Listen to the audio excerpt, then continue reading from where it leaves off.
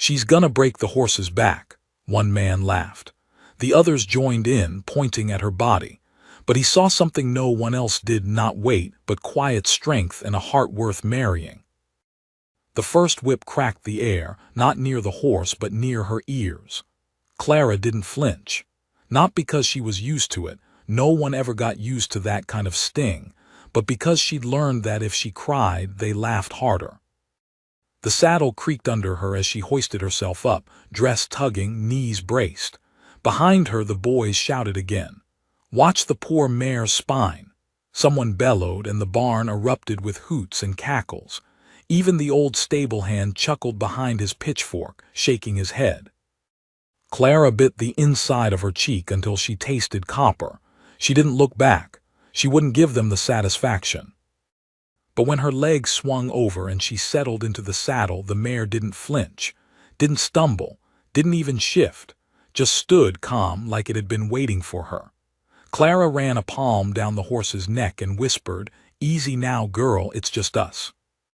The laughter stopped. One of the boys muttered, "Well, I'll be." Then the gate creaked open. They hadn't expected her to ride. They sure hadn't expected her to canter. But the dust kicked up behind her as Clara rode, posture straight, hair lifting in the wind. The horse beneath her was fluid, smooth, like they were born knowing each other's rhythms. She didn't need a whip, didn't need shouts or jabs, just calm words and quiet strength. And that's when he saw her. From the far fence line, with gloves tucked under one arm and sun slicing across his brow, Luke Halter paused mid-step. He'd been walking the perimeter, checking on a sick calf. The dust trail caught his eye. So did the figure riding through it. She was large, not heavy in the way the others mocked. No, there was something noble in the way she sat, in the way the light struck her. Full-bodied, strong, composed, and utterly alone among the noise behind her. Luke hadn't intended to hire anyone that day. But he stood there until she returned, cheeks red, hair wild, chest rising with controlled breath. The boys hadn't noticed him, but Clara had. Her eyes met his just once, and it was enough. That night Luke rode into town. He found her behind the saloon, not working, not like some of the other girls. Clara was sweeping, cheeks still pink from humiliation, hands raw from the barn dust. "You ride like you mean it," he said. She blinked. "Pardon." "You and the mare today, that wasn't just luck, that was trust." Clara didn't answer. "I need a cook at my place," he continued, looking straight at her. "Big ranch, bigger appetites, most run off after a week, can't handle the pace." She laughed once. "And you think I can? I think you know how to stay in the saddle when everyone wants to see you fall." Clara stared at him. She'd heard sugar-coated lies before, the kind men fed women like her when they were desperate or drunk. But his voice wasn't sweet. It was steady, and that scared her more. "I burn cornbread," she said flatly. "I've eaten worse," Luke replied. He left a card, nothing more. 2 days later, Clara arrived at the Halter Ranch with everything she owned in a carpet bag, and a letter she'd never sent to her mother tucked into her dress. Luke didn't ask questions, didn't blink at the size of her frame or the way the hired hand stared. He just showed her the kitchen, the root cellar, and the bunkhouse.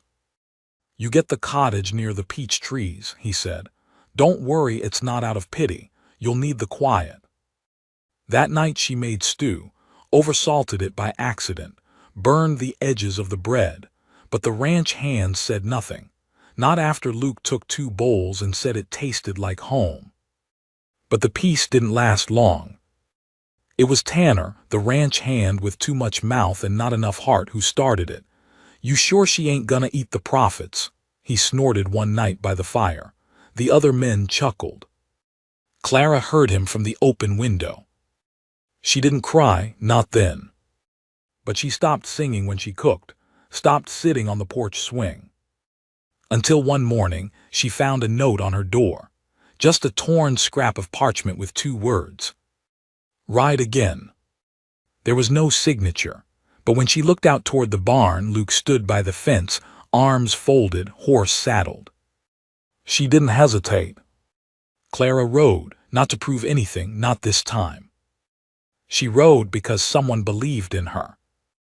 Because someone had seen her, truly seen her, and hadn't looked away. And from that day forward, something shifted. She began walking taller, laughing again.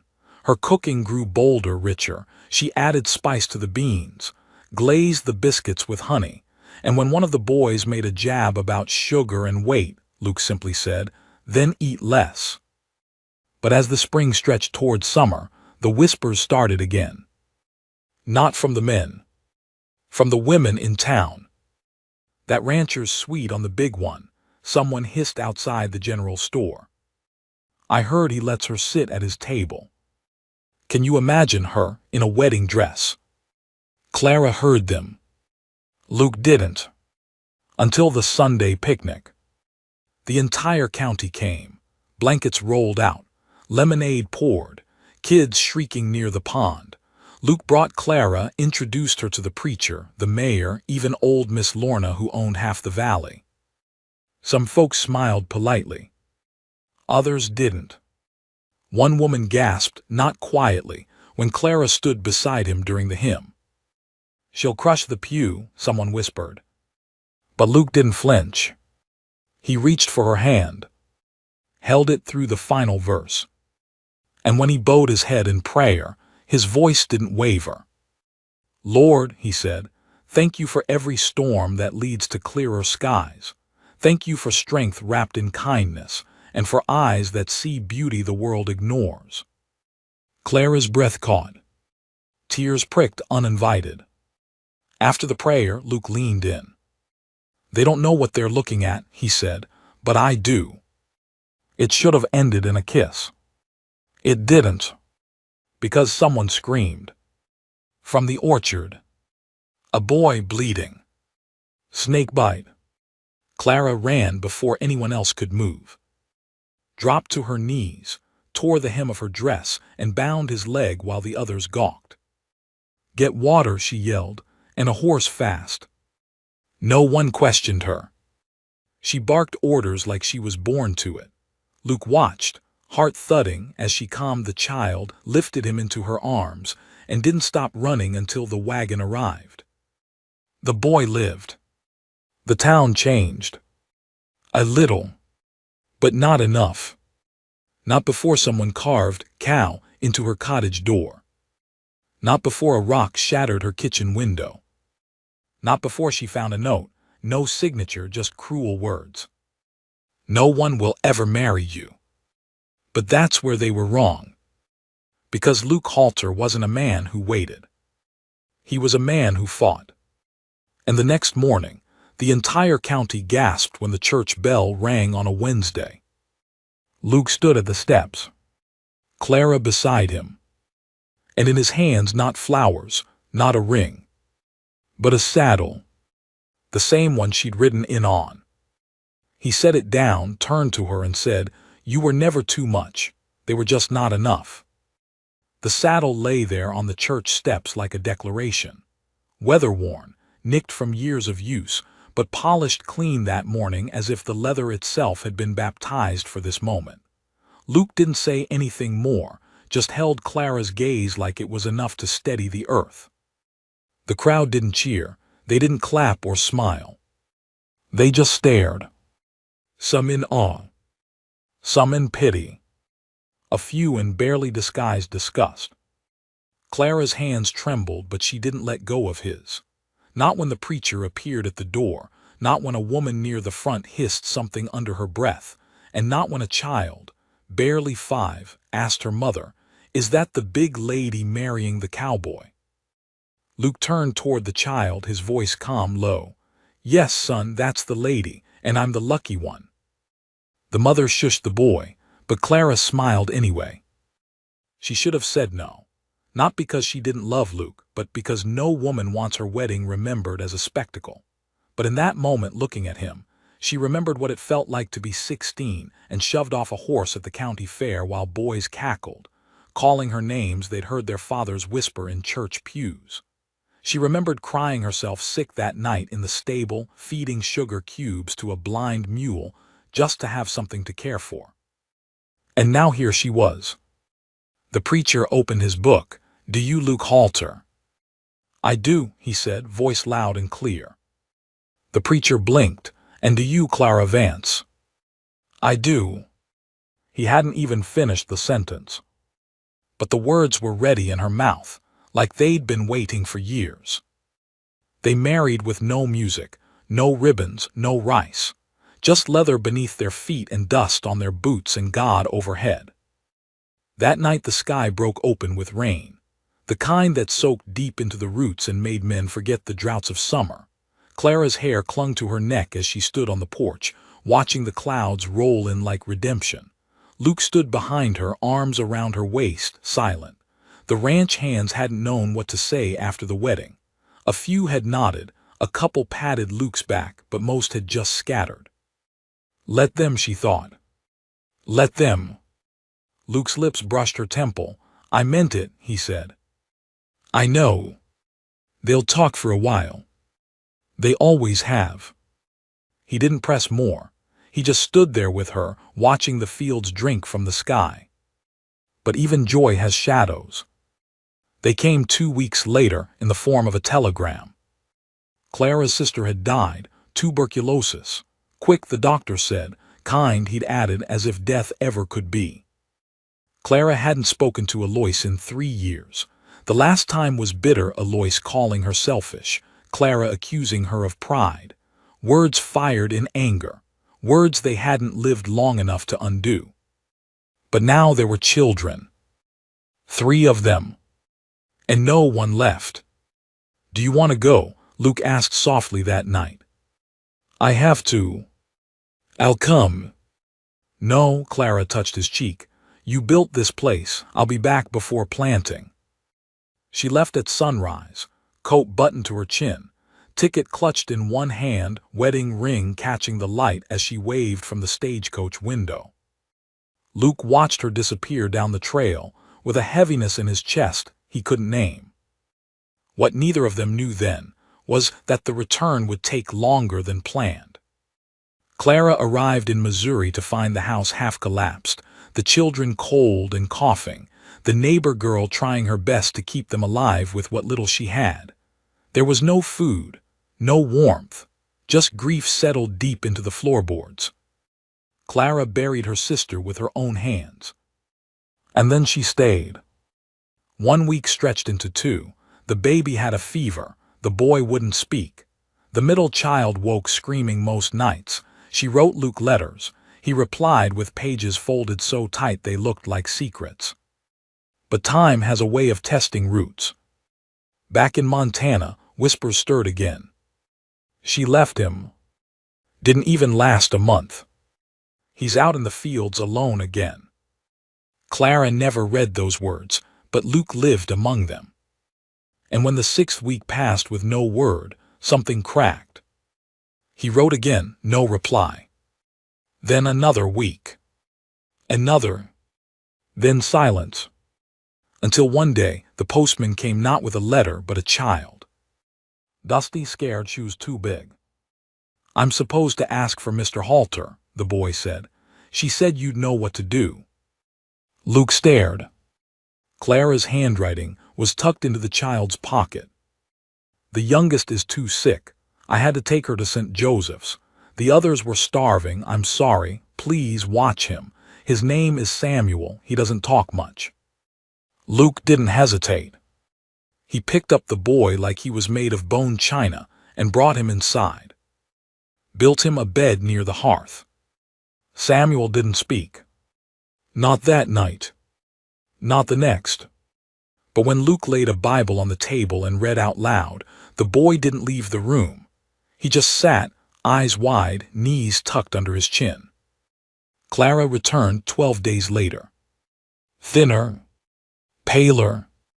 The baby was with her, wrapped in blankets, her cheeks pink again. The middle girl, Ella, held her hand like it was the only anchor she had left. Clara didn't say anything. She just stepped off the coach and stared at the cottage. she hadn't seen in 2 months.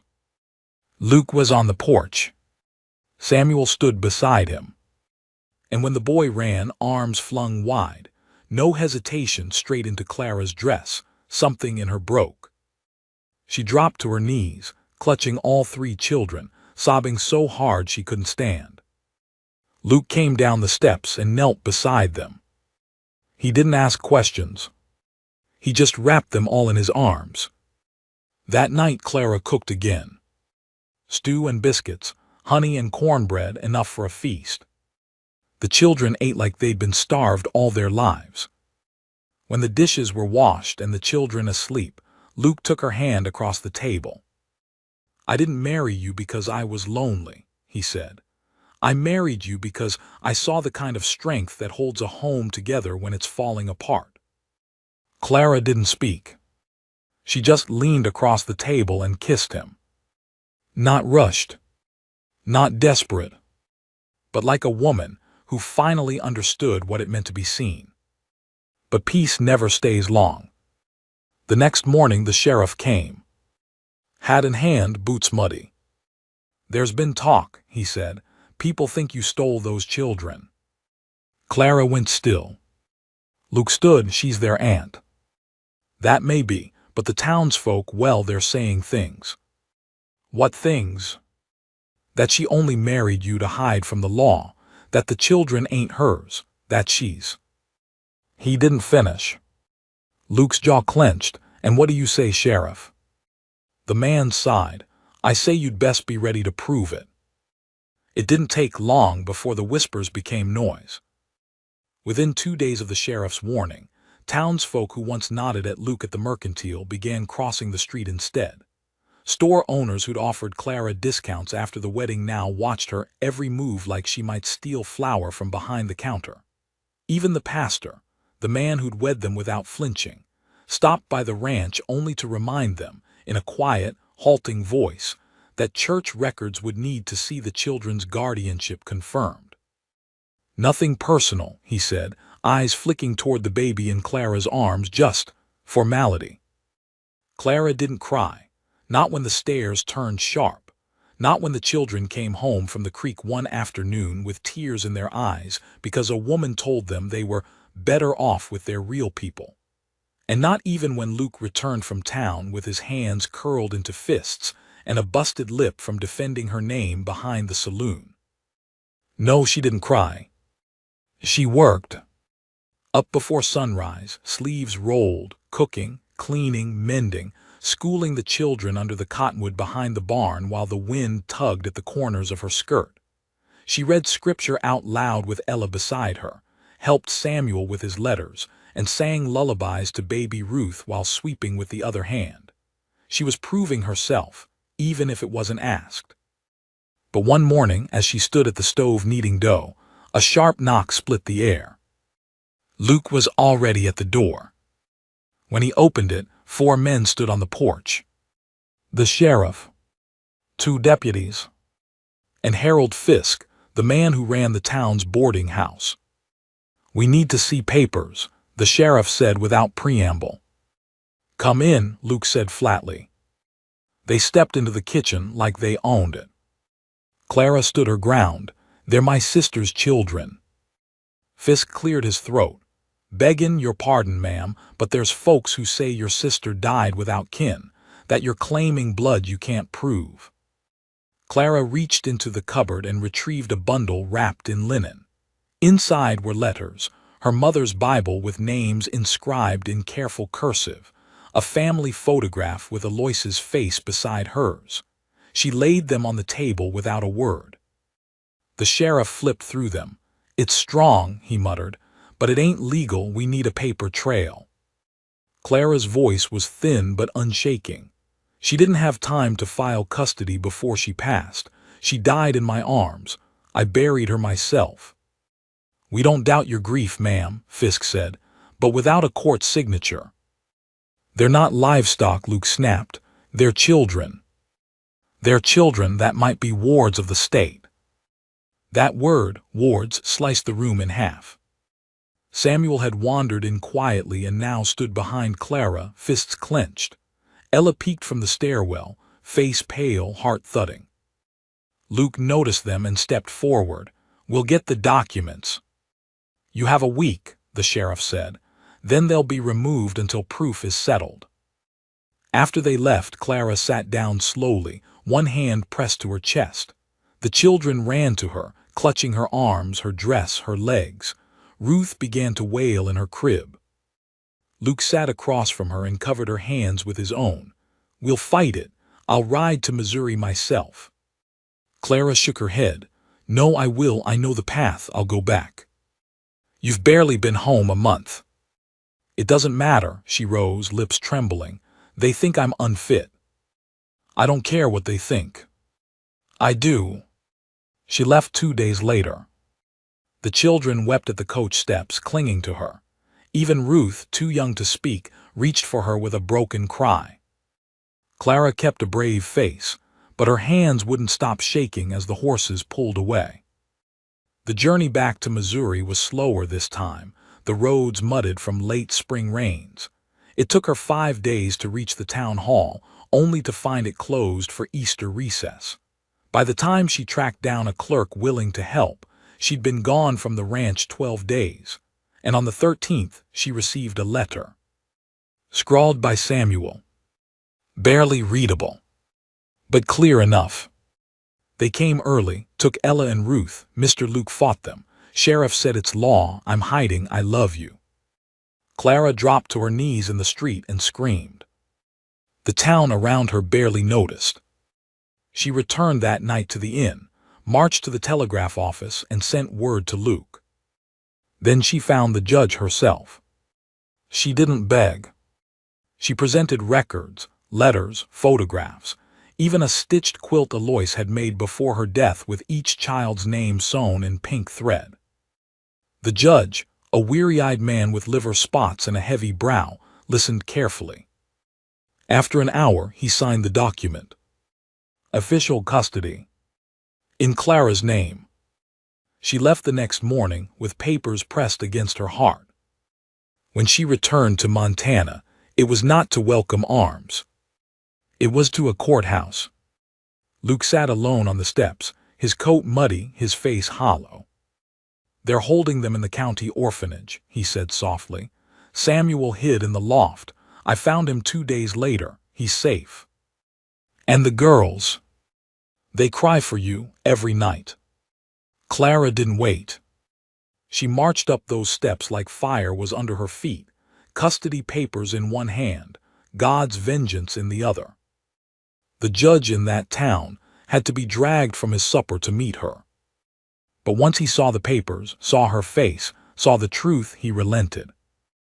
Ella and Ruth were released at dawn. But the damage was done. The children were different. Ella flinched at sudden noises now. Ruth wouldn't leave Clara's arms, and Samuel, once silent by nature, now didn't speak at all. That night they all slept in one bed. The 4 of them curled together under thick quilts while Luke sat in the corner, Bible in his lap, watching over them like a shepherd guarding his flock. And in the dark, Clara whispered, "They will never be taken again." Luke didn't reply, but the way his jaw set made her believe it. The ranch became their fortress after that. Clara homeschooled the children. Luke built a second cabin nearby for future guests so the family could live undisturbed. Slowly, warmth returned, laughter at mealtimes, paintings on the barn wall drawn in chalk. Samuel helped Luke with the horses. Ella wrote songs in her notebook. Ruth toddled after chickens in the yard. But just as spring turned to summer, another storm loomed. Harold Fisk had a brother, a banker, and land assessor. And he didn't like that Luke hadn't renewed a property claim down by the creek, land he considered his now. Land that touched water, valuable land. One morning, Clara found Luke on the porch holding a notice. Foreclosure on the lower field. Luke had 30 days to vacate that section or pay double its worth. They didn't have that kind of money. Not even close. Clara stood silently, watching her husband's face turn to stone. Why? She asked. Because they think we'll run. She didn't flinch. We won't. Luke met her eyes. Then we fight. But it wasn't fists they'd need this time. It was something deeper. Older. A kind of justice not written on parchment. The wind that summer came hard from the east, dry and sharp, cutting across the hills like it was trying to shear the trees from their roots. Dust clung to everything, porch rails, window panes, even the hair of little Ruth, who toddled behind the goats each morning clutching her wooden spoon like it was a sword. But what had once been playful grit now felt heavier, as if the wind knew what was coming, as if it carried warning in its teeth. Clara didn't sleep much anymore. She rose before dawn and worked until the sky turned black. The crops were struggling, the well was low, and the little parcel of land they were being forced to forfeit sat just beyond the fence line, once useless, now suddenly the most coveted square in the valley. Harold Fisk's brother Ambrose had already started fencing his side, digging post holes like he owned the whole of creation. Luke wanted to fight it in court, but Clara knew better. Judges didn't favor widows, sisters with fat arms and found children. They favored men with banking accounts and church ties. The day after the second notice arrived, Luke hitched the wagon and rode to town, jaw set like stone. He returned with his lips split again. "They don't listen," he muttered, clutching the reins so hard his knuckles went white. "Not to facts, not to reason. All they see is what we ain't." Clara didn't ask what happened. She only stepped up and reached for his face with a wet cloth. He let her clean the wound, leaning into her touch like a boy who didn't want to admit he was hurt. That night, they sat side by side on the porch, neither speaking, while the children slept inside, the sounds of their soft breaths the only music in the night air. Clara's fingers found Luke's. "We need help," she said. "We don't have anyone left. We've got the truth." He turned toward her slow. "Truth ain't enough when they rewrite it." She squeezed his hand. "Then we write louder." 3 days later, she rode to the next county alone. She dressed in her Sunday best, pinned her mother's brooch at her collar, and carried a satchel stuffed with documents, maps, and her sister's will. The courthouse clerk tried to brush her off, but Clara leaned forward and told him her story in full. Not the version that fit into polite words or filed folders, but the whole of it. The laughter, the theft of her sister's land, the children pulled from their beds like criminals, the threats, the false assessments. The way Harold Fisk's brother suddenly decided their fence needed to shift 2 acres to the east after the family cemetery was cleared. It took 5 hours, 3 clerks, and the reluctant presence of a regional judge. But by nightfall, Clara had what she came for, a suspension of foreclosure and a mandated reevaluation of property lines by an outside party. When she rode home, wind at her back, the dust didn't sting her eyes. It lifted behind her like a tale of triumph. Luke read the document 3 times that night. Then he looked up and smiled the way he had only once before, on their wedding night. "You won." "We're not done," she said, "but we're still standing." But word of her victory traveled fast, too fast. Within a week, the ranch's fence line was cut. Wire snapped clean in 3 spots, and 2 cows went missing. Samuel found them wandering along the ridge, skittish and bruised. The message was clear. They wouldn't win clean. One evening, Luke spotted a man in the distance near the edge of the lower field, too far to see his face, but the rifle slung across his back told them all they needed to know. "I'll talk to him," Luke said. "No," Clara said, her voice tight. "You'll defend the house, I'll talk."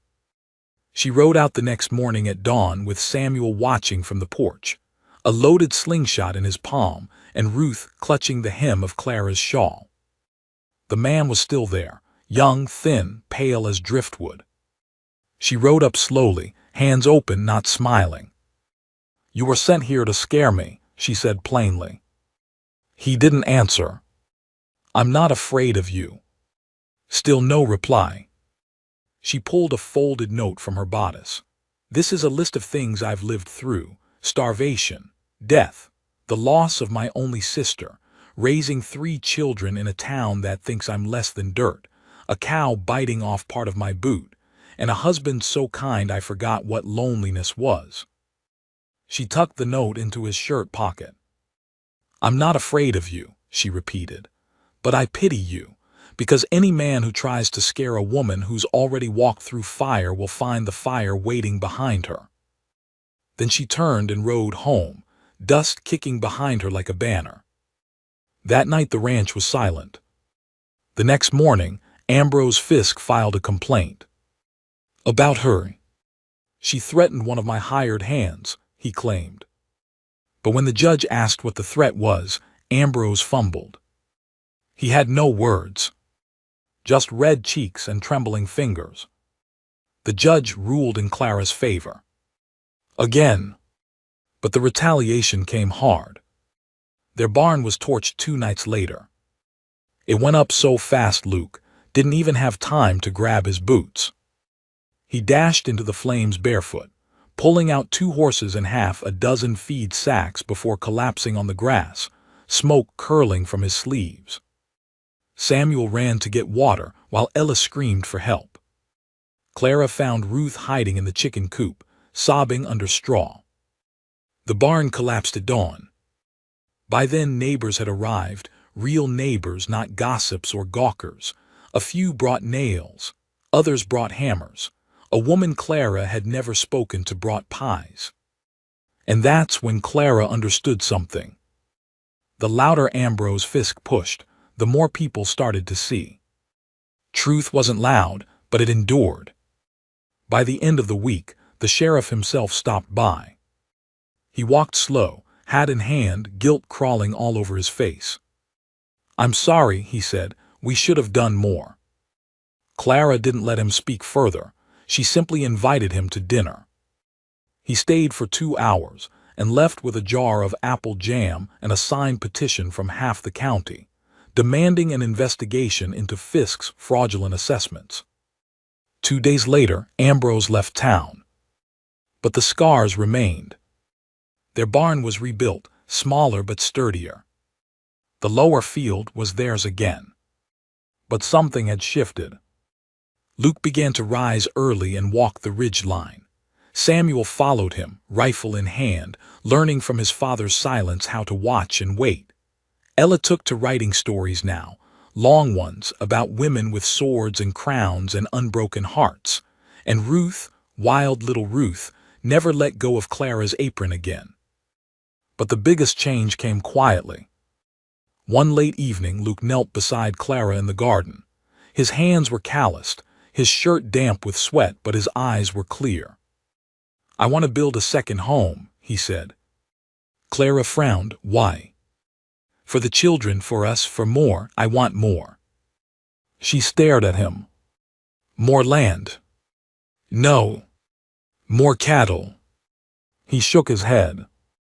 "I want more of us," he said, "more people like us, the ones cast off, the ones they laughed at, the ones they said were too soft, too loud, too fat, too broken. I want to make a place for them, a haven."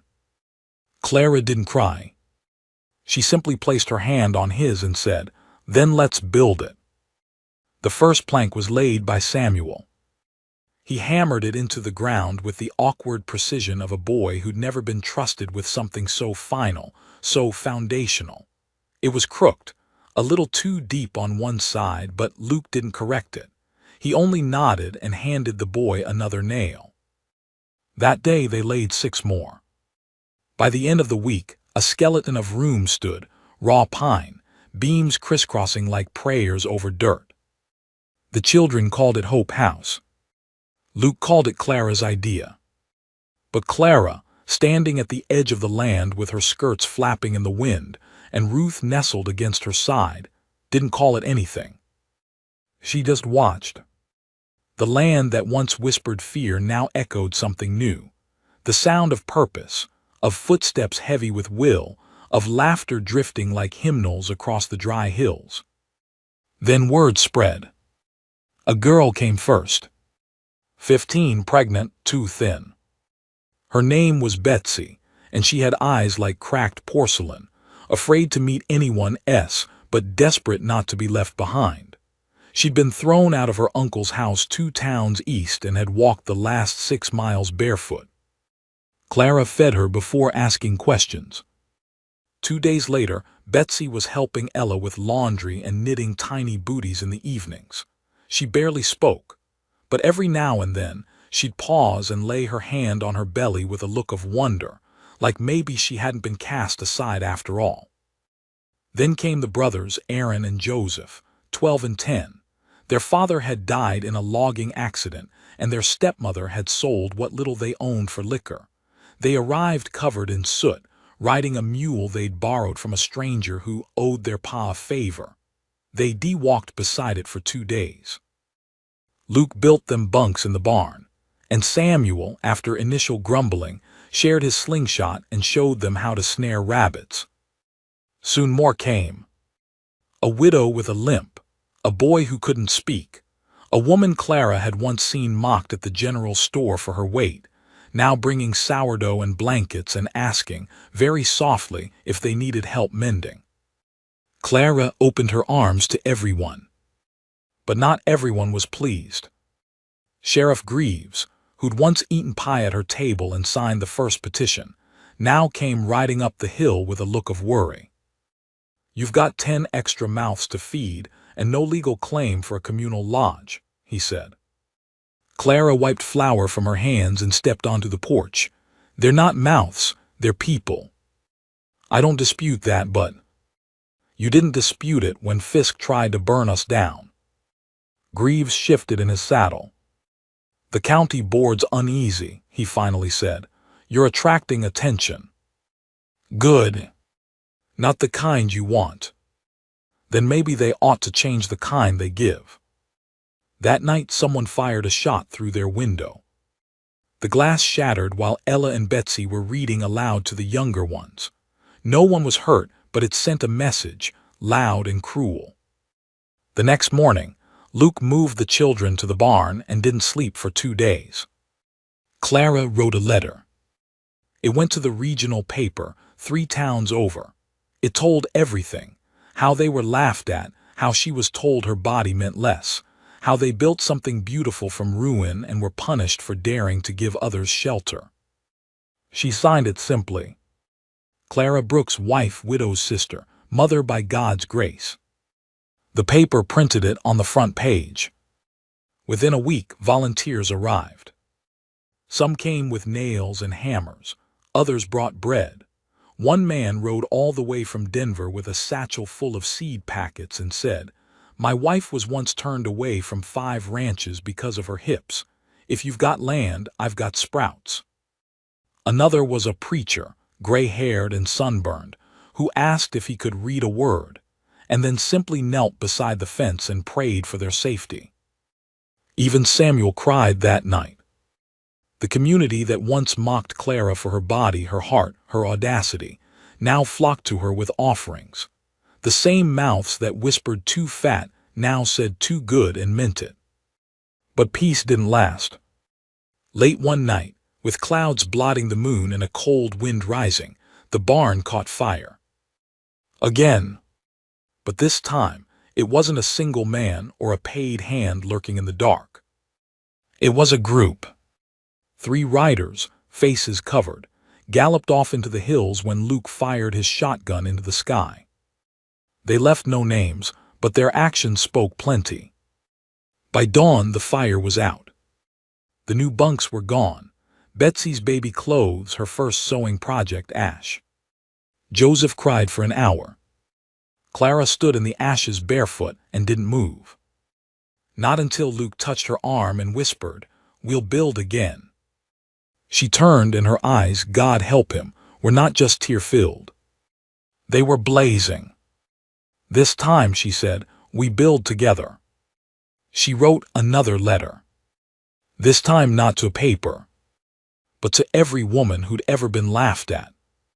She used the last of the ink and walked to town herself to mail them, 2 dozen in all. Some addressed to names she only half remembered. others to the kind woman at the bakery or the lady who sat alone in church. 3 days passed. Then wagons began arriving. One after another. Dozens of women. Some with children, some alone, some shaking, some smiling. And each one brought something: wood, tools, rope, food, a Bible, a story. They rebuilt the barn in 3 days. Stronger, higher, with a little loft for reading and a bell at the top, donated by a woman who once lived in the church basement because no man would take her in. Clara stood in the doorway that night and looked out over the fields. Luke came up beside her, took her hand. "You did this," he said. "No," she whispered, "we did." He turned to her slowly. "I've been thinking," he said. "When all this land was first settled, they built fences to keep others out, to mark what was theirs." She nodded. "And I've been wondering," he went on, "what if we tore ours down?" Clara blinked. "The fence." He nodded. "Not all of it, just the parts that separate what's mine from what's ours. I want to give the land back, not to them, to the ones who never had a piece of it to begin with."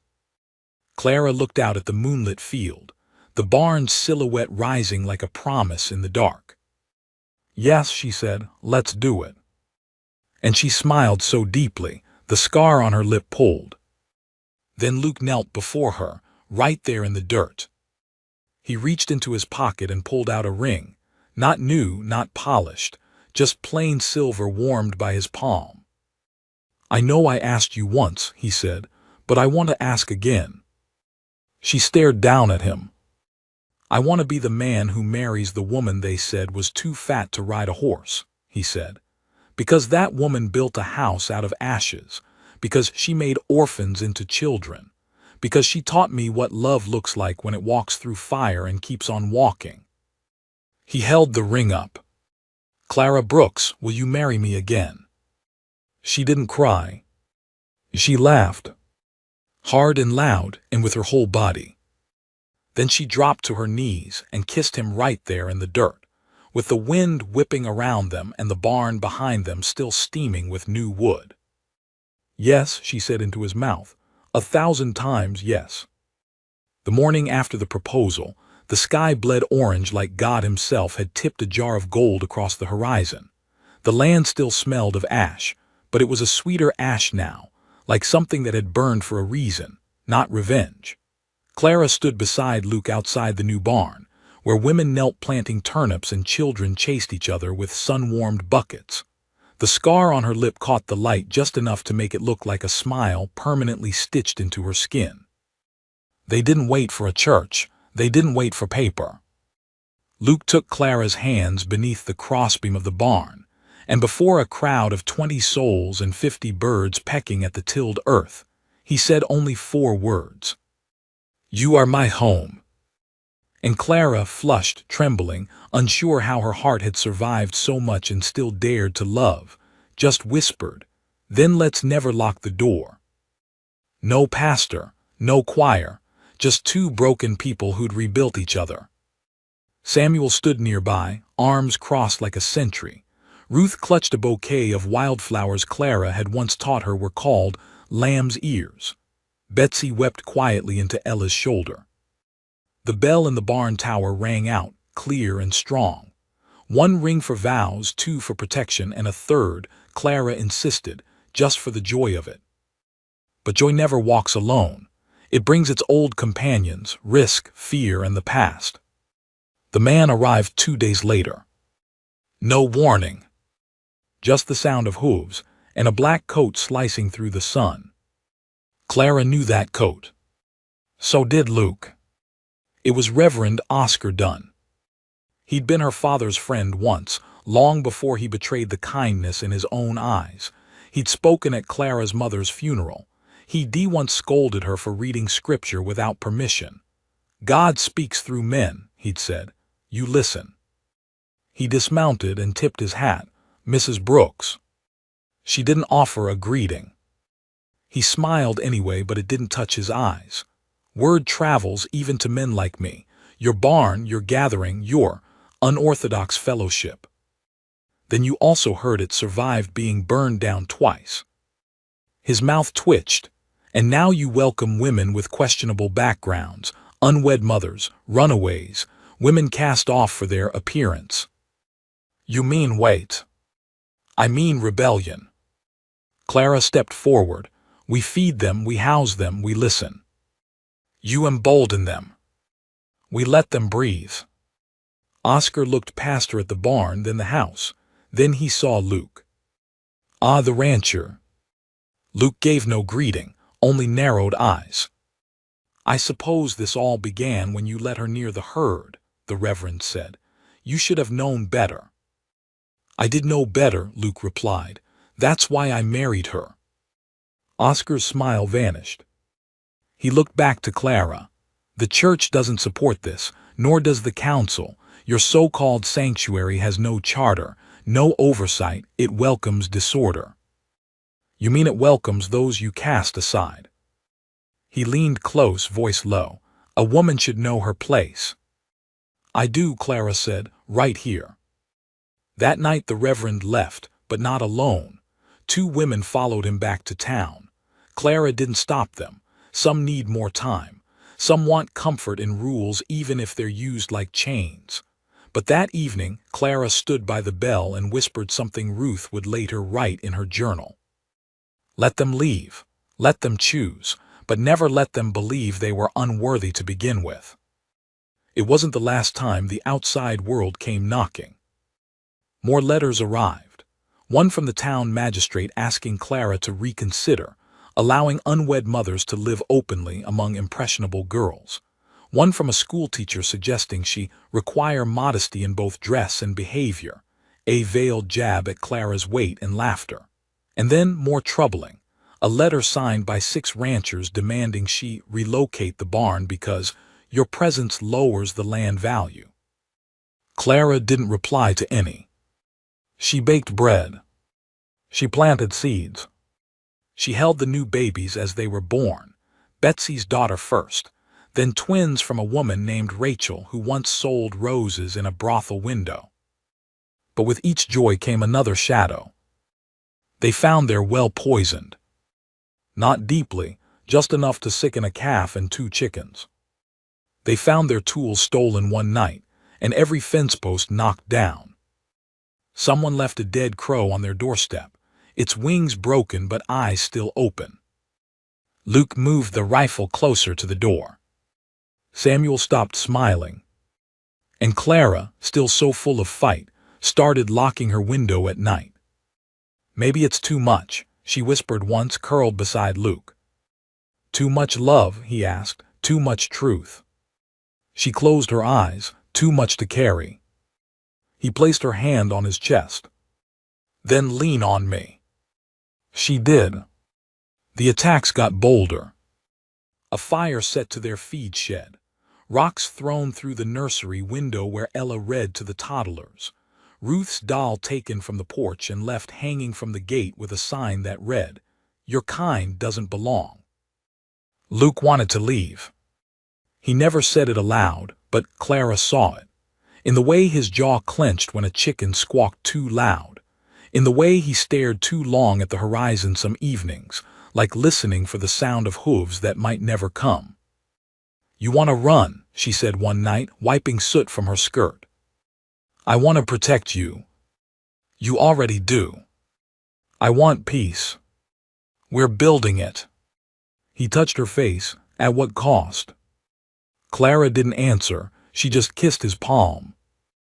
Then late one afternoon, they saw smoke again. But this time, not from their land. The church. The one where Reverend Dunn preached. It burned down to the stone in a single hour. No casualties, but a total loss. And this time the sheriff came to Clara. Folks are saying you did it. She didn't laugh. She didn't cry. She just said, that church never let me through its doors. Why would I burn what never opened to me? The sheriff hesitated, then handed her a slip of paper. A summons.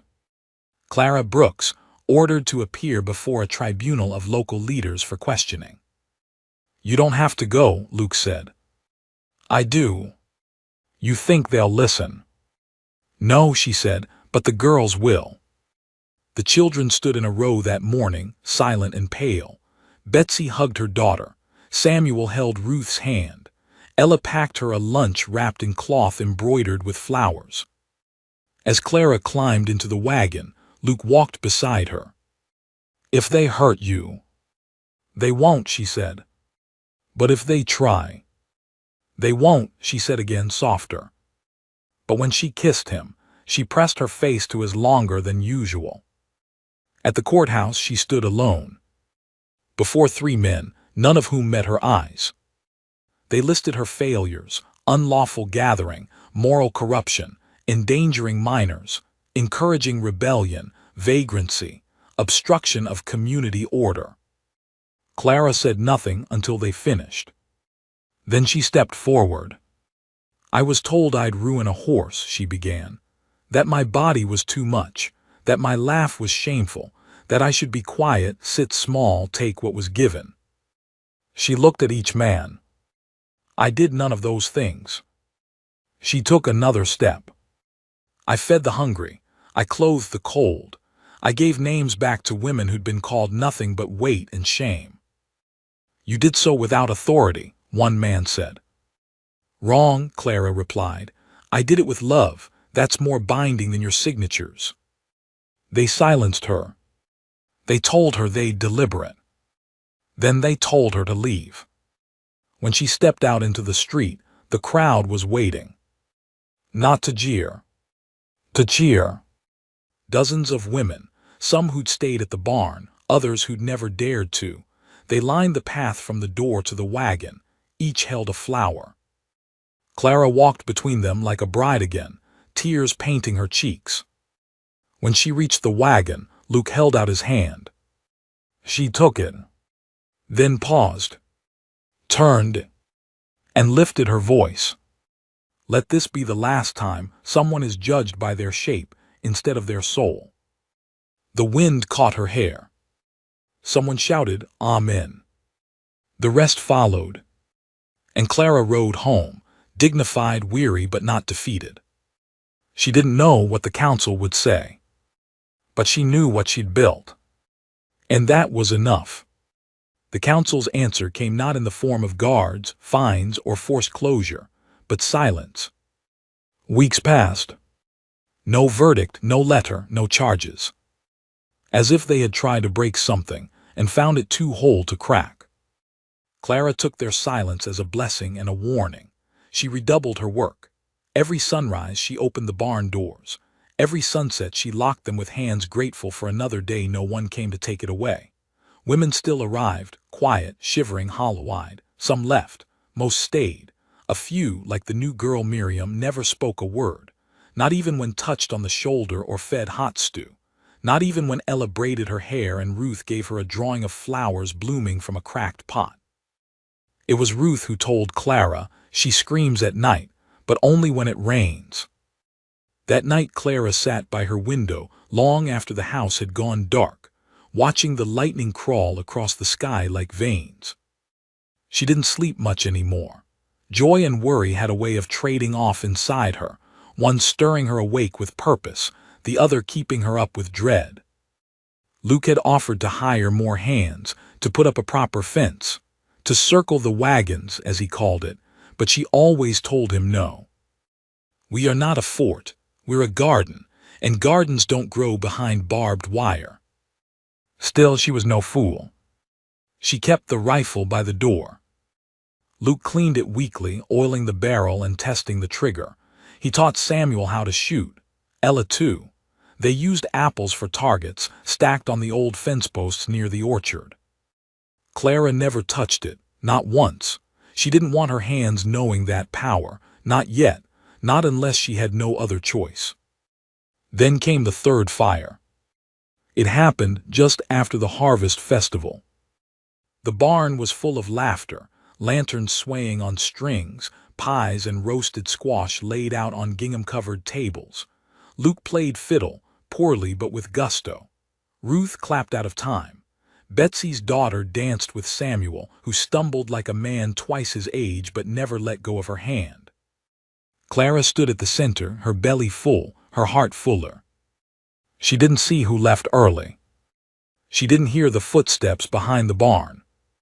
She only smelled the smoke, thick and oily, around the time the fiddle squeaked and stopped mid-note. Then someone screamed. By the time they rushed out, the storage shed was ablaze. Not the barn, but close.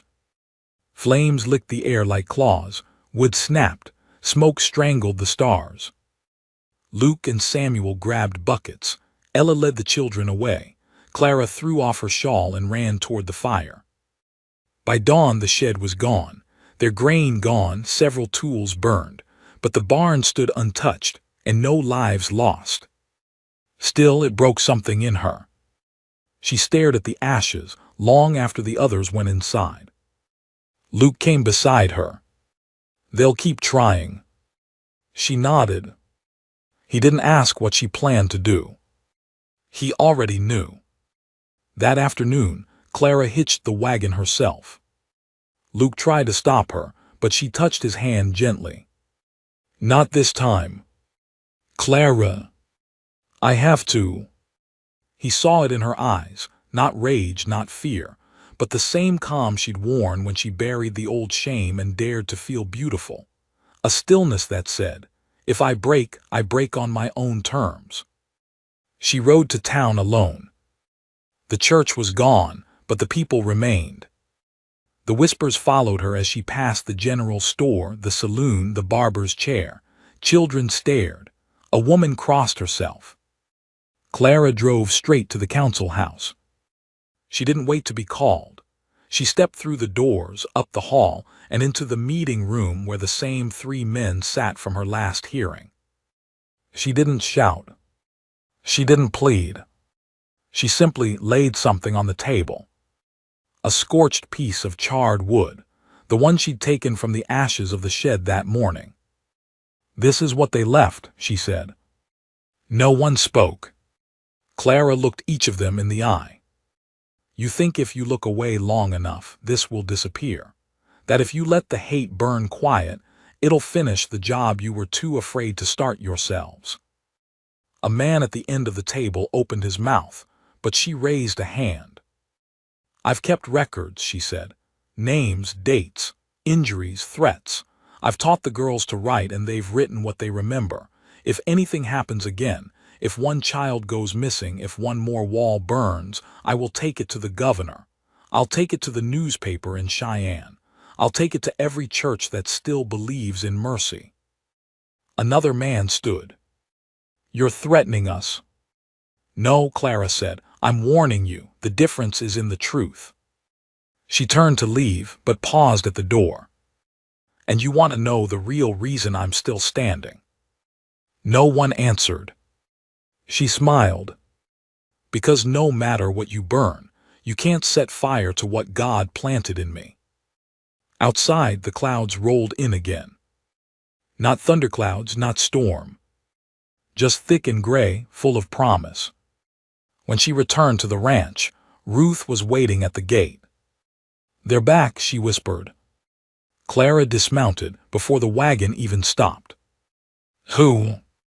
Ruth pointed. Near the barn stood a figure Clara hadn't seen in over a year. Her name was Cora. She had come to the ranch nearly mute, bearing bruises that didn't show on skin. She'd stayed 2 months, helped replant the apple trees, and then one night left without a goodbye. Now she held a baby. Behind her stood 3 other women Clara had once known, some from the ranch, some only in passing. Each held something: a basket, a bundle of quilts, a loaf of bread. Clara walked up, heart thudding. Cora smiled. "I heard what happened. You came back." Cora nodded. "We all did." More wagons appeared as evening fell.